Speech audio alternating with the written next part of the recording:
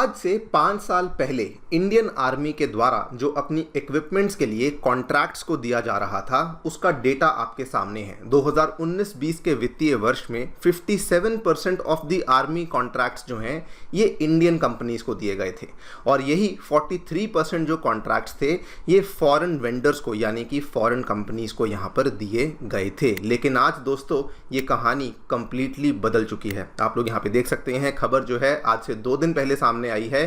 पिछले 2 वर्षों में लगातार पिछले 2 वर्षों में इंडियन आर्मी के द्वारा अपने 100% जो डिफेंस इक्विपमेंट के लिए कॉन्ट्रैक्ट्स हैं उनको लोकल इंडिजिनस फर्म्स के साथ ही साइन किया गया है अंडर दी कैपिटल प्रोक्योरमेंट्स। आप लोग यहाँ पर देख सकते हैं ये वाली खबर है और नीचे भी देख सकते हैं army awards 100% contracts under capital procurements to the indigenous firms for second year in a row. और इसके पीछे जो मेन कंट्रीब्यूटिंग फैक्टर रहा है वो यही रहा है कि पिछले 5 सालों से लगातार इंडिया की डिफेंस मिनिस्ट्री के द्वारा अलग अलग तरह की जो इंडिजिनाइजेशन लिस्ट हैं उनको जारी किया गया है। आपको याद होगा सबसे पहली लिस्ट अगस्त 2020 में आई थी, दूसरी लिस्ट मई 2021 में आई थी, तीसरी लिस्ट अप्रैल 2022 में आई थी और चौथी और 5वीं लिस्ट जस्ट पिछले ही साल हमें देखने को मिली है मई 2023 में एंड अक्टूबर 2023 में। इन सभी चीज़ों के चलते बेसिकली क्या हुआ है कि इंडियन आर्मी अब अपने बहुत सारे सिस्टम्स, सब सिस्टम्स एंड कंपोनेंट्स को अब बाहर से प्रोक्योर करने की बजाय उनको लोकली ही प्रोक्योर किया जा रहा है। बात करेंगे दोस्तों इस पूरी डेवलपमेंट के बारे में कि कैसे हमें इतना ज़्यादा बदलाव देखने को मिला है, किस बेसिस पे कहा जा रहा है कि इस पूरी चीज़ के चलते 6.2 लाख करोड़ की हमने सेविंग करी है। इन सभी चीज़ों को समझने का प्रयास करेंगे। आइए शुरू करते हैं मेरे साथ। मेरा नाम है अनिरुद्ध। यदि आप लोग हमें फॉलो करना चाहते हैं, हमारे लेक्चर्स के अपडेट्स को प्राप्त करना चाहते हैं तो यहाँ पर दिए गए टेलीग्राम चैनल्स के माध्यम से ऐसा कर सकते हैं। ऑल राइट, सो फिर से आपको बता दूं कि पिछले 4 वर्षों में हमने देखा है कि हमारे रक्षा मंत्रालय के द्वारा 5 लिस्ट्स को जारी किया गया है। जो पहली लिस्ट थी, इस लिस्ट के तहत 101 आइटम्स को हमने सब्स्टिट्यूट किया था, यानी कि ये वो 101 आइटम्स होने वाली हैं जो कि हम लोग अब इंडिया के बाहर से नहीं मंगवाएंगे इनको, बल्कि हम लोग अब इंडिया में ही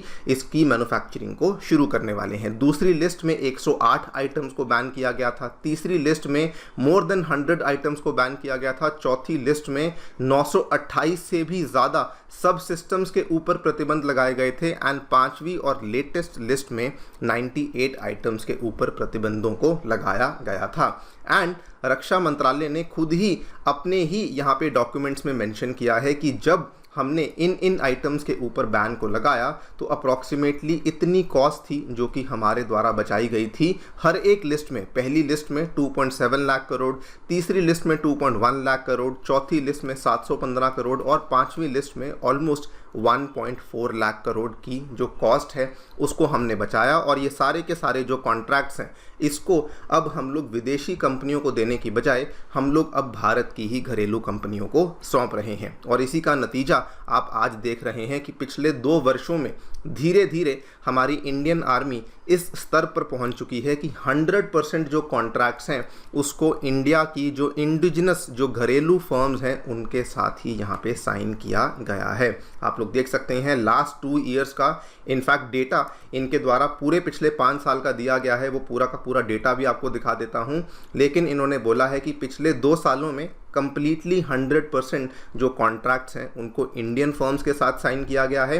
and most importantly even emergency procurements के लिए आर्मी के द्वारा कुछ एमरजेंसी प्रोक्योरमेंट्स करी जाती हैं जब उनको इमीडिएटली कुछ वेपन्स की या सब सिस्टम्स की आवश्यकता होती है, वहाँ पर भी दोस्तों ये सारे के सारे जो कॉन्ट्रैक्ट्स हैं वो इंडियन कंपनीज के साथ ही यहाँ पे साइन किए गए हैं। ये आपके सामने डेटा है 2019-20 में जो कॉन्ट्रैक्ट साइन किए गए थे 57% दिया गया था इंडियन कंपनीज को, 43% दिया गया था विदेशी कंपनियों को।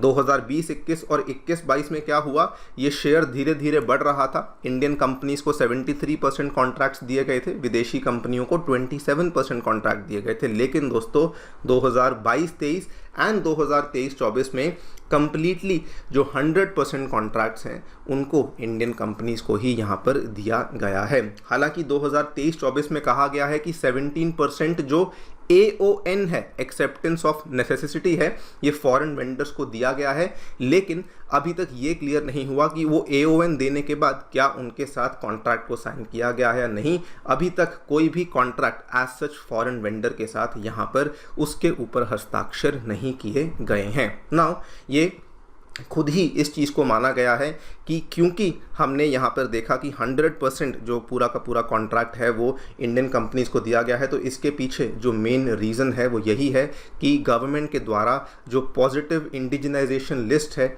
इसको सन 2020 से लाया जा रहा है। उसी की बदौलत आज हम इतना बड़ा शिफ्ट है, इतना बड़ा जो ये ट्रांसफॉर्मेशन है हम देख रहे हैं कि हमारी इंडियन आर्मी मैक्सिमम चीज़ों को, सब सिस्टम्स, कंपोनेंट्स, इन सभी चीज़ों को अब हम लोग लोकली ही प्रोक्योर कर रहे हैं। और अगर हम लेटेस्ट जो 2023-24 के जो लेटेस्ट कॉन्ट्रैक्ट्स जो कि अवार्ड किए गए हैं उसकी लिस्ट को देखें तो इसमें क्या क्या आइटम्स हैं जिसको लेकर हमने कॉन्ट्रैक्ट्स घरेलू कंपनीज के साथ साइन किए हैं। असॉल्ट राइफल्स में लगने वाली जो टेलीस्कोपिक साइट्स हैं, border security systems, remotely piloted aerial vehicles, satellite image analysis, उसके बाद T-72 जो जाना माना टैंक है उसके लिए जो ड्राइविंग सिमुलेटर है इसको भारत में बनाया जा रहा है। ALH जो हमारा हेलीकॉप्टर है इसका जो तीसरा मार्क है उसको घर पे बनाया जा रहा है।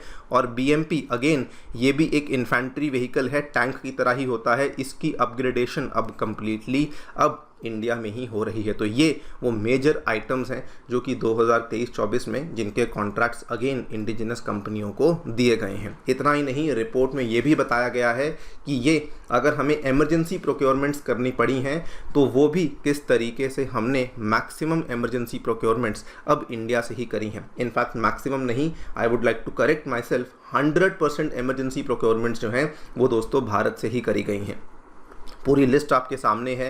बैलिस्टिक हेलमेट्स SMPP से, quick reaction force vehicle Bharat Forge के साथ, remotely piloted aerial vehicle Aero Arc के साथ, उसके बाद महिंद्रा डिफेंस लिमिटेड्स के साथ भी लॉइटरिंग म्यूनिशंस वगैरह वगैरह, देन KRAS के साथ ATGM लॉन्चर। ये पूरी लिस्ट आप लोग यहाँ पे देख सकते हैं कि किस तरीके से अलग अलग आइटम्स और बड़े बड़े आइटम्स को भी प्रोक्योर करने के लिए कॉन्ट्रैक्ट्स को इंडियन इंडिजिनस फर्म्स के साथ ही साइन किया गया है।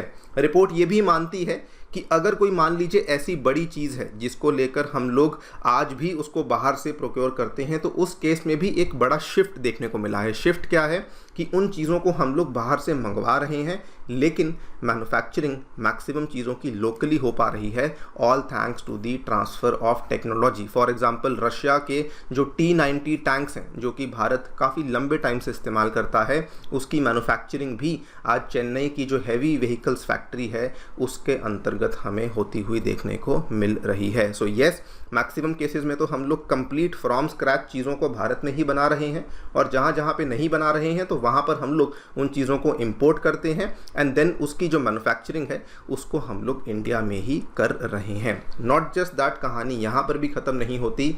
ये भी कहा गया है कि अभी तो भारत जो है वो मोस्टली एम्यूनिशंस के केस में, स्पेयर पार्ट्स एम्यूनिशंस के केस में भी इनको सस्टेनेंस वेपन्स कहा जाता है, इन वेपन्स को भी अब इंडिजिनाइज करने के प्रोसेस में लग चुका है। बल्कि अगर आप देखें, इसको लेकर रिपोर्ट सामने आई थी पिछले महीने, देखा भी गया था कि एम्यूनिशन का अब से कोई भी इंपोर्ट अगले साल से आर्मी के द्वारा नहीं किया जाएगा। इस रिपोर्ट में मेंशन किया गया था कि 175 तरह का एम्यूनिशन है जो कि आर्मी इस्तेमाल करती है और उसमें दोस्तों 150 से ज़्यादा ऐसी आइटम्स हैं जिनको कि ऑलरेडी हम लोग जिनका इंपोर्ट करना बंद कर चुके हैं और उन आइटम्स को अब इंडियन आर्मी के द्वारा लोकल फर्म्स से ही प्रोक्योर किया जा रहा है। उसको लेकर हमारा जो इंपोर्ट डिपेंडेंस है वो कम्प्लीटली ख़त्म हो चुका है। सो मैं समझता हूँ overall it is a very very amazing move. इसके जो मायने हैं ये हमारी डिफेंस प्रोडक्शन के लिए भी बहुत ज़्यादा है एंड ऑब्वियसली अगर हम इन सभी चीज़ों को घर पे बनाने लग चुके हैं तो ऑब्वियस सी बात है कि आने वाले समय में हम इन चीज़ों को आगे जा कर के एक्सपोर्ट भी करने लग जाएंगे। आप लोग दोस्तों क्या सोचते हैं इस पूरी डेवलपमेंट के बारे में, हमें डेफिनेटली बताएं कमेंट सेक्शन में। जाने से पहले बताना चाहूँगा कि 2023 के एग्जामिनेशन में अनअकैडमी के लर्नर्स के द्वारा बहुत ही शानदार परफॉर्मेंस करके दिखाया गया है। टॉप 10 में 4 लर्नर्स, पूरी लिस्ट में 315 से भी अधिक लर्नर्स अनअकैडमी के साथ ही जुड़ करके अपनी तैयारी को कर रहे थे।